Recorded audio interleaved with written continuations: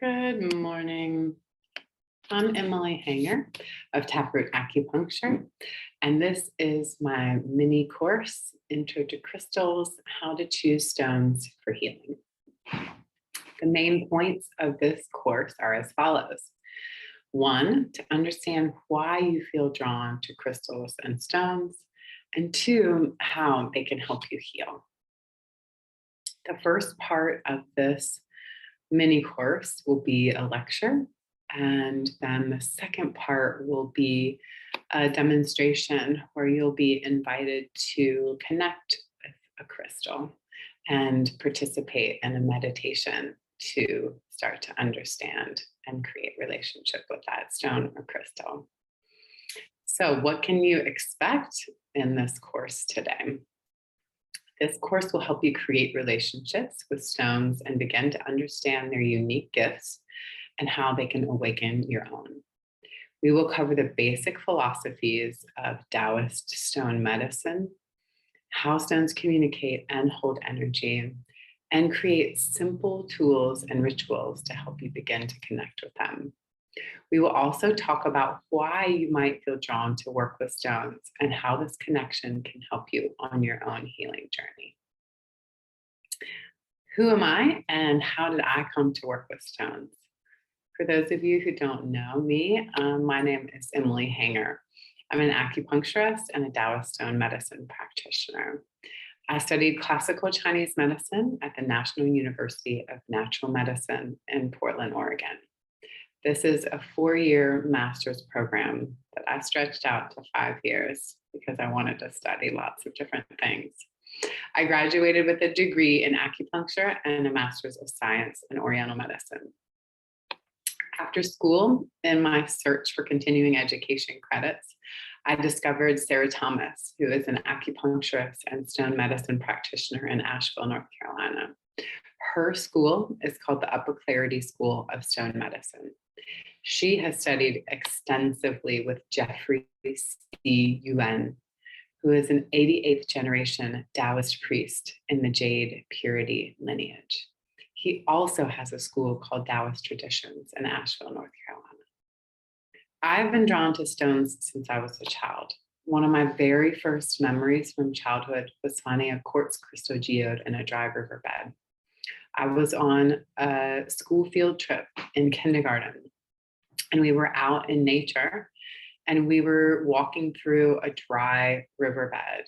And I remember very distinctly a sensation in my body, and almost as if someone or something whispered in my ear, "Look down." And I looked down, and right there at my feet in this dry riverbed was this beautiful little geode. And it looked like, a little Pac-Man.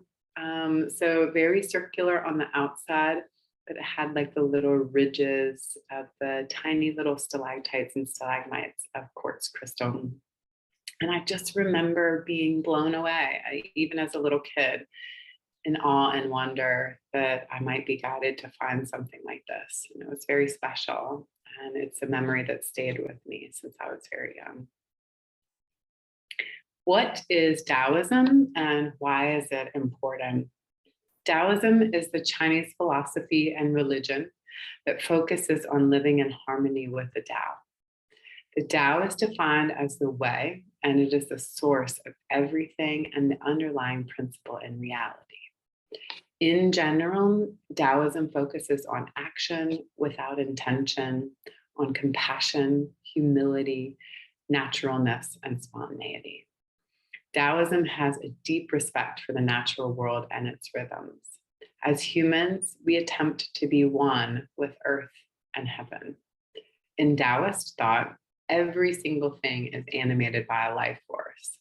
This includes the plants, the animals, and the minerals, also known as the stones. According to this thought, everything has its own special talent and medicine. Understanding the energy of stones. Each stone and crystal has its unique energetic blueprint, just like you or I do. The energy that it holds could be compared to our own gifts and medicine that we bring into the world.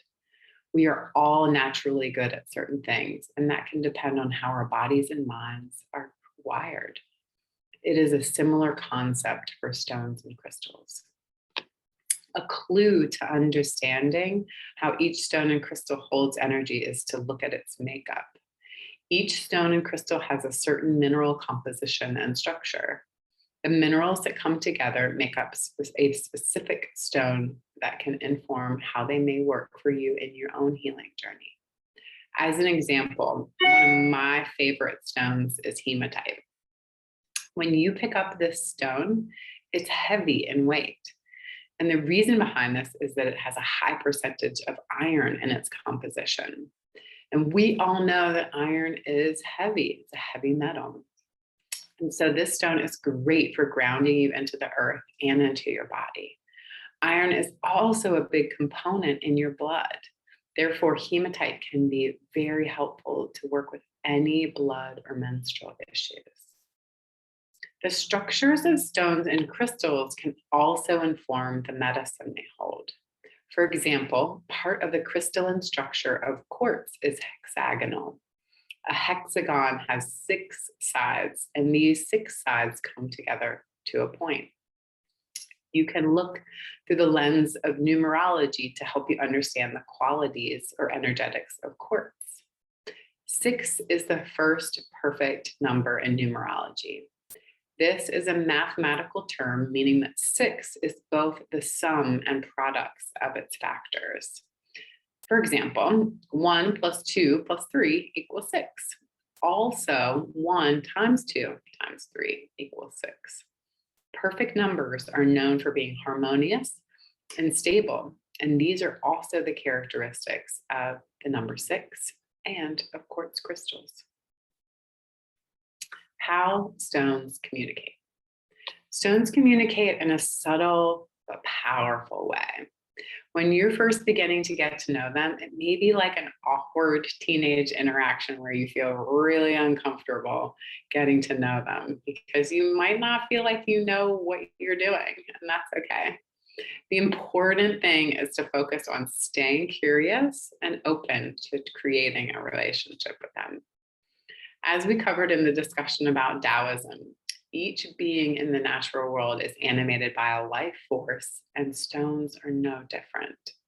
They're not animated by the same life force as a plant or an animal. You wouldn't be able to witness movement or growth at the same rapid manner as you would with other beings. So why is this? I believe that stones are the grandmothers and grandfathers of the natural world.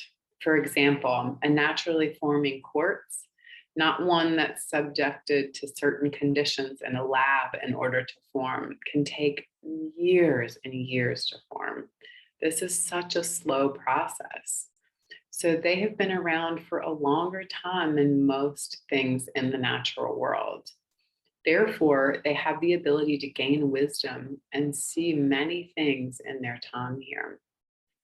Just as we go to our elder humans for wisdom and sage advice, we can turn to the stones for the same kind of information. Most stones are found deep within the earth, and for this reason, they have a natural affinity to the deeper parts of us as humans. In Chinese medicine, there are 3 levels of qi, or energy. The first is the Wei qi level, and it's the most superficial level of energy, and it flows to the surface to protect us. The second layer of energy is called the Ying qi, and it is the qi of the interior. The Ying qi is related to our emotions and our conscious mind. It is the energy that continually nourishes and replenishes us on a daily basis. The third and the deepest level is the Yuan qi. It is the energy of the constitution, which creates and supports every aspect of our physical and spiritual being. The Yuan level also holds what we carry from our inheritance, other lifetimes, and our destiny. Therefore, most stones work very well on the root level of what may be causing us ailments in the physical and emotional bodies. It is also why they are so helpful in our spiritual development, because our spirit is a deep well within us. When learning how to use stones for healing, the approach would be similar how you would revere an elder with gratitude and humility. The nature of stones is slower and deeper, and that is where it's best to meet them if you're truly wanting to create a relationship. Beginning a practice where you're meditating with crystals and creating rituals is best. It takes a lot of patience to train the mind and the body to listen in this subtle way. But don't worry, you can do it, trust me, and the stones will help you. Why do I feel drawn to stones?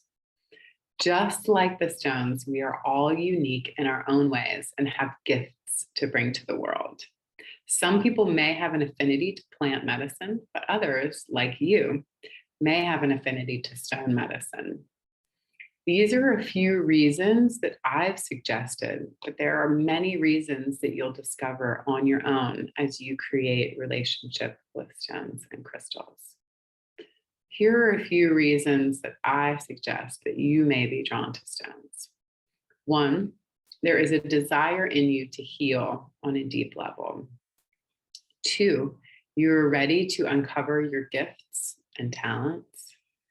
3, you are also a wisdom keeper, just like the stones.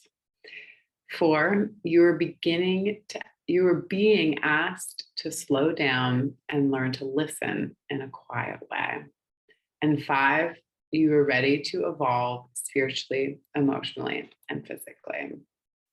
How can the stones help me to heal? Stones can be seen as guides or tools for you to come to understand your own inner world.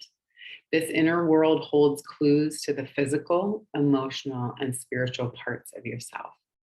Stones are not meant to be a band-aid for your symptoms, but rather a path inward to the spaces that hold all the medicine that you need to heal.